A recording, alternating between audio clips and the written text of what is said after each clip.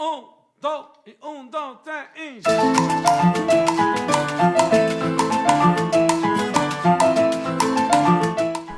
Hey guys, in today's video I'm going to do a high-level overview of Cali, Colombia, and my recommendation for which zone I think is user-friendly for a first-time visitor to Cali, Colombia. So in this video I'm going to cover two zones.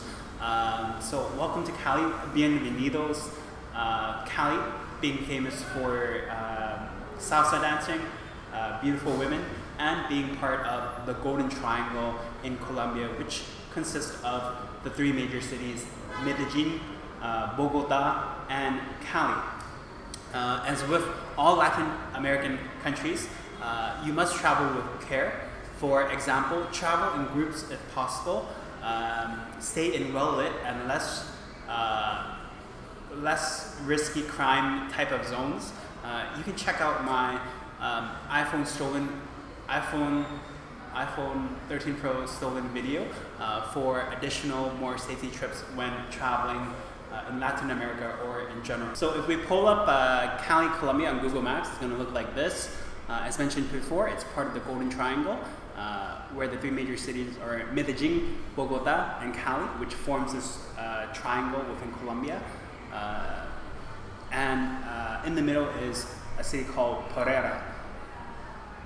So Cali is located in the southwest of the country, where this red bookmark is currently on. It's below both Medellin and Bogota, with again Pereira in the center of these three major cities. If we move to our city view, if we zoom in to just Cali by itself, the city looks like this. If we look at the city by view, by communas, so credits to medellinguru.com, Wikipedia, and Cali, como vamos, for this kind of outline of the communas and the statistics on homicides. So I want to bring up this view because I just want to kind of go over the two communas that I would recommend. So the two communas I think that are good options to stay in terms of activities and safe, in terms of like activities available, access to amenities, as well as consideration for safety and security. The two I would recommend are Communas 2, highlighted in blue, and Communa 17, highlighted in purple. So as we can see here, and based on the 2018 statistical chart on our right, they are two of the more safer zones in Cali. However, it doesn't mean that you should throw all your wits out the door. You should still apply all the cautions you would as if it was a risky zone.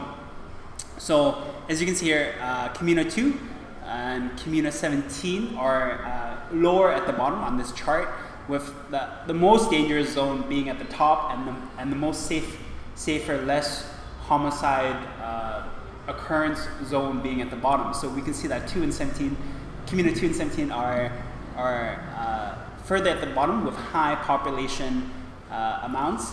Like for example, Communa 1 has the lowest homicide rate, but again, if you look at the population, it's only 97,000 compared to these bigger communas, which have Communa 2 having 120,000 and Communa 17 having 142,000. Same with Communa 22. It only has 12,000 people, so it's kind of, it's very small communas. So even though they're safe, there might not be as much activities or things going on as compared to Communa 2 and 17, which are much bigger and have still relatively low crime rates. For Communa 2, I recommend staying in Barrio Granada, which is around this blue area that I've highlighted. We'll take a closer look at the zone later near the end of the video. So just a quick high-level overview for Communa 2. Again, I recommend Barrio Granada. If you like everything to be centralized, where you are in walking distance of restaurants, gyms, boutique stores, small grocery stores, nightclubs, dancing, and yoga studios, then this area is perfect for you. The Colombians are out and about in this area up until 3 a.m. in the morning. It's pretty much lively every night, and on the weekends it's even livelier. For Communa 17, there's 2 barrios that I recommend. So the first barrio is Barrio Multi-Central Cali. This one has a notable mall called Ciudadela Comercial Una Central Cali. The second barrio is called Urbanización San Joaquin, and a notable building here is the Jardín Plaza shopping mall. So both of these barrios are in Comuna 17, and they are both close to the University of Valle. So if you're a student or a teacher or involved in academics in some form of way, maybe staying in Comuna 17 near the university will be convenient for you. Or if you like to have close access to big shopping malls that we mentioned before, which is Ciudadela Commercial Una Central and Jardín Plaza shopping mall. And if you enjoy a younger kind of modern atmosphere, because the Comuna 17 it is in the process or of being urbanized, so this zone could be a good option. It also has, if I haven't mentioned it before, it does have a variety of restaurants here. So if we zoom into Comuna 17, it's going to look something like this. Highlighted in red are the malls that I mentioned. So here, the first one is Ciudadela Commercial Una Central Cali, which is located in Barrio Multi-Central Cali. The second big shopping mall is Central Comercial Jardín Plaza, which is located in Barrio Urbanización San Joaquin. And then highlighted in purple is the Universidad de Valle. And you can find many restaurants in the areas that I've highlighted orange. So here in this block, you can find a lot of restaurants. And then surrounding Ciudadela Commercial Una Central Cali, there are restaurants surrounding that mall as well. And then below Central Commercial Jardín Plaza, in this area that I've highlighted orange at the bottom, you can find a variety of restaurants here as well. For me, I stayed in Comuna 2, Barrio Granada. So in this last segment of the video, I'll cover my favorite specific spots for Barrio Granada. In red underline is La Sucursal Hostel. I try not to recommend specific places in these types of videos. Rather, I just like to kind of show you the area or the zone, and then you can make your selection or option on what hotel or hostel for you to pick. But La Sucursal was just such a perfect location that I had to kind of just give a shout out to the hostel. So the hostel, first of all, was super cheap. I paid on average $7 Canadian a night. It had all the amenities that I would need. Like, I don't need to sleep in a fancy area. Like, it had,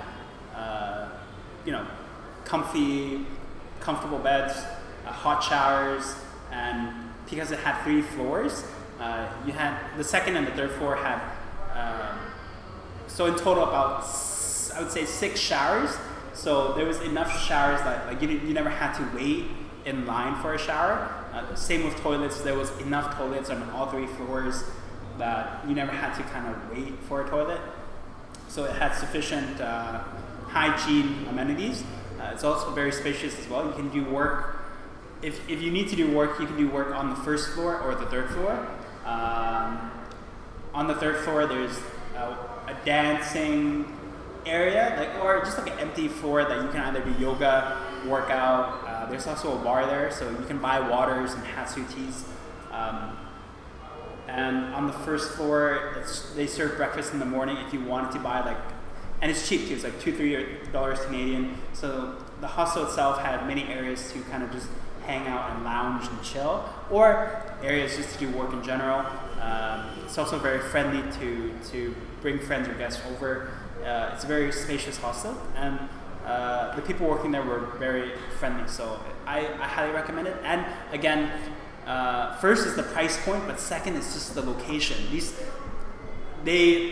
La Sucursal just check the boxes for both price point and location. The location could not have been any better, and I'll tell you why if you keep watching. So an orange underline are 3 of the favorite restaurants that I noted in this area. Across from the hostel is Miyabi. So if you follow my cursor, so this is a great place to grab lunch. Miyabi is a Japanese restaurant, and they have a lunch combo for between $5 Canadian to $7 Canadian, depending what kind of option you pick. They have chicken being the cheapest, beef, shrimp, and then salmon being the most expensive at around $6 or $7 Canadian. So the combo includes fried rice with the protein of your choice, a salad, a soup, and a drink included. And the quality of the meal is very good. So I would highly recommend Miyabi. And because it's right across the street from the hostel, it was just so convenient for me to just have lunch there almost every day. At night, well, these places are open at lunch too, but I usually go to these places at night.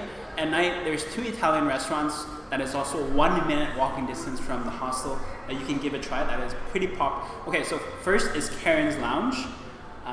Karen's Lounge Granada, which if you follow my cursor, it's highlighted, also underlined orange here.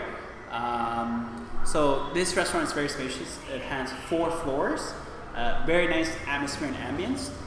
The second is Storia de Amor Granada. This one is a very fancy theme type of restaurant. It's only 1 floor, but it's very, very popular amongst the locals. You often find people. It's 1 floor, but it's a very big spread out restaurant. Very nice ambience, very nice decor as well. It's very popular amongst locals. You'll often find on the weekends like a waiting list or a line to get into the restaurant. And it's pretty much busy every night. For Storia de Amor Granada, you can expect to pay, well, both Karen's Lounge and Storia de Amor Granada, you can expect to pay between $10 to $20 Canadian per person for a plate and a drink.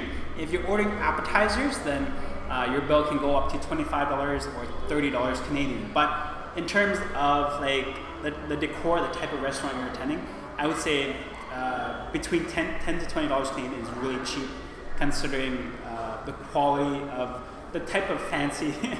These 2 are pretty fancy restaurants. So considering the decor and the quality of food you get, I think it's pretty cheap and fair price. Another reason why Leicester Curso Hostel is such a great location is because also right beside, so in the brown underlines, if you follow my cursor as well, are coffee shops. And brown, so there's 2 coffee shops that are immediately close to Leicester Curso. The first is La Marianella Coffee Shop, which is right beside the hostel. It's on the 2nd floor and has a really nice balcony seating area. The second is Starbucks, which is just down the block. So it's 4 minutes walk from the hostel. In the blue underline is an MMA, kickboxing, and jiu-jitsu gym. It's called Fight House Granada MMA Fitness. So if you need to work out, this is a nice area to attend, to hit the bags, do some bodyweight workouts. It's nice because at this gym, it's a small gym, but it has sufficient equipment to get a good workout in, and there's a lot of lively people and energy there to help motivate you. There's also some fit, very good-looking girls that go to that gym as well. Again, in this area, which is called Barrio Granada, there's many other restaurants, gyms, fitness studios, so you don't have to feel obliged to go to the ones that I've highlighted. These are just the ones that, based on my experience, I've really enjoyed. So lastly, in green at the very bottom, is Centenario Mall at the bottom, where you can see where you can walk for 10 minutes or take an Uber for 5 minutes. And the reason why I've highlighted this mall is, firstly, you can buy a Claro SIM card and data plan for your phone at this mall because they have a Claro Tienda store.